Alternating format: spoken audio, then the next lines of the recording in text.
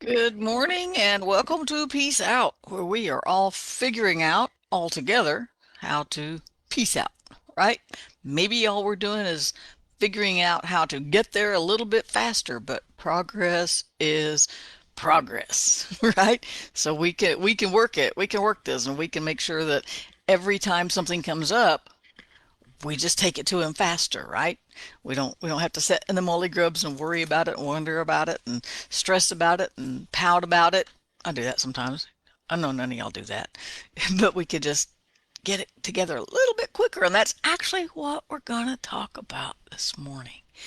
The link to my website is in the discussion there, the description, I think. And so you want to check it out. There's new books coming soon, and I'm running a couple of ads on Facebook. See if I get see how that goes. But the books on my website are a little bit cheaper than the ones on Amazon. But I have both of almost the same thing on both sites, both my Amazon bookshelf and my bookstore. But they're ebooks on my bookstore. You can get the print versions on Amazon. But anyway, there's my ad for the day, right? So this morning I finished reading John. I love John. I've read all four Gospels now over the last what couple of months or so, and John just tells it a little bit differently, right? Each one has their own little flair. Luke was a doctor, and each one of them has their own flair and their own perspective, even though the stories are kind of the same. And so it's kind of nice to just read through different stories because they put these little things in there that this one noticed and that one didn't, and it's not that they didn't notice it, they just didn't, maybe they didn't talk about it, and isn't that the way it is with life? It's just that it's just different every time, for different people. We can all see an accident and we'll all see it from a different perspective and a different aspect. We'll see a different part of it, or we'll react to something because of who we are, right? I'm going to immediately look at the head because I've been thrown out of two vehicles and had major concussions and all that. And that's my big thing is if the head's okay, and Chris has a head injury, of course. And that's my big thing. Even when I watch football, my thing is watch the head, don't bump your head, right? So that's my big thing. That's what I'm going to be focused on because of my experience. And it's our experiences that, sometimes we want to throw those out. But you know what? You can't argue with an experience. And once I've experienced the peace of God, you ain't got an argument for that because I know it's there. Now, it may take me time to get there, and hopefully I'm getting a little bit faster about getting there each time that something comes up and getting myself geared back over there into his peace, right? Hopefully I'm getting a little faster at it. But you can't talk me out of that because I've experienced. When I experienced a touch from God, maybe he brought an answer. I put several requests out this morning. I need some answers. Right? Maybe he's answered a prayer, a specific prayer that only he could have done. And you can't rob me of an experience I had with God. You can't rob me or change an experience I had with a person. Now, with that being said, there are things like counselors and health coaches and things like that that can help talk you through those emotions and help you work through and turn those things into learning experiences. But you can't argue with the experience. When God's really touched you, there's no argument for that because it's like, look, I know I didn't have peace and then I did, right? And so we're talking about different experiences, but I want to look at Peter this morning. Now, Peter's one of my favorite characters because I'm kind of a loudmouth like him. He's quick to act and not think. He's quick to say. He's oh, I would never do that, and then he does. I do that. Yeah, I'm guilty as charged, right? And so I love studying about Peter. But Peter did something different in John 21 than he had done just a few chapters before. And I'm not sure. I think John doesn't even have the story of Peter walking on the water. I believe that's in Mark. I want to say 4, but Jesus comes out to the boat in the storm in the middle of the night, and they're rowing and they're trying to get to the other shore, and Jesus comes and they're all scared because they think it's a ghost, and Jesus says, don't worry about it, it's me. And Peter says in the storm, if it's really you, tell me to come, right? And Peter goes, well, come on. And Peter jumps out of the boat. He's the only one. 11 disciples are in a boat watching him walk on the water. And not one said, ooh, let's get in too. Let's do this too. They just sit there going, because they frozen probably. I don't know. We don't have that account. We just know that Peter jumped out of the boat. But he had a question first. if it's really you, tell me to come. If it's really you, God, tell me to come. And so he didn't just jump out of the boat and go, oh, it's Jesus, let's go. However, in John 21, he did. So Jesus has been crucified. He's raised from the dead. He's come to them and revealed himself to them. And he just came in and he commissioned them. He's already told them to go into the world and all these things. He's saying peace to you and all these things.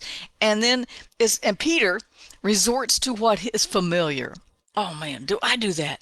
And sometimes anxiety is what's familiar, if we're totally honest, right? Sometimes worry is what's familiar. Sometimes we want to get absorbed in our work. Maybe that's what Peter was doing, because Jesus has risen from the dead, and Peter goes, I'm going fishing. He hadn't been fishing for 3 years. He'd been walking with Jesus, and all of a sudden, he wants to go back to what was comfortable. He wants to go back. But you know what? Now, I don't know. This is just a guess, and this is not in scriptures, but my guess is this. Peter was like, dude, I got a lot to process, so I'm going to go where I know I can think. And I think that, I mean, he wasn't rejecting Jesus. He wasn't saying, I don't believe you or anything like that. I really think he wanted to go back to what was familiar, but he also wanted to just go somewhere where he knew he could think. So he went fishing. And they fished all night, it says.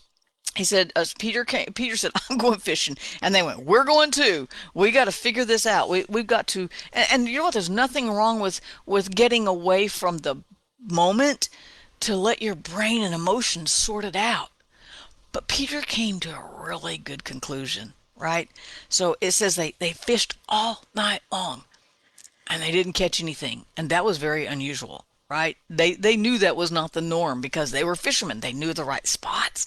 They knew how to put the net in. They knew when to put the net in. They knew when to pull just right. They knew all the right spots.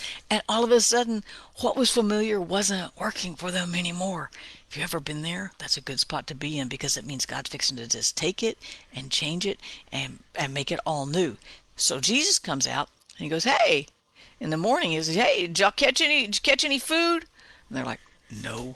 Right? It just says no. It wasn't, no, we haven't, but we're still, no, it was just no. And he said, put your net on the other side. Now they could have said, look, we have done this for you. We know how we just fished on that side. We just changed to this side. But because Jesus said it, they put the net on the other side, and it filled the whole net up, and they couldn't even hardly handle it.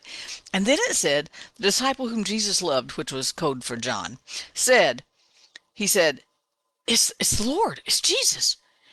When Peter heard that it was the Lord, he put on his outer garment, because he'd removed it, because he was fishing, right? And he plunged into the sea. He didn't say, if it's you, Jesus, ask me to come this time. No, he just went, oh, it's Jesus, and he dove in. He had no hesitation. He didn't wait for Jesus to call to him. He didn't wait for an affirmation. He didn't wait for a confirmation. He just went, oh, it's Jesus, I'm going. And to me, this was a total change of his mode of operation, a whole total change of MO. Because before he was like, oh no. Of course, in the other one, of course, there was a physical storm. This time they've been through such a spiritual and just emotional turmoil, right? When Jesus was crucified, and now he's risen. And when your emotions go through a lot in a few days, we're talking 3 or 4 days here from the time all of a sudden Jesus isn't doing what they thought. He's supposed to set up a kingdom, and Peter even cut the dude's ear off. He's like, I'll fight for you. He grabbed a sword, and we're going to make you a king. And then he goes from the fight to flight, because now they've crucified Jesus, and now everything they had hoped for is gone. Have you ever been in one of those moments, one of those dark nights of the soul, and you don't know what to do?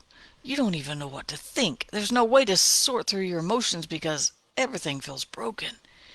And then they go from that deep, dark night of the soul to Jesus is alive and he's back.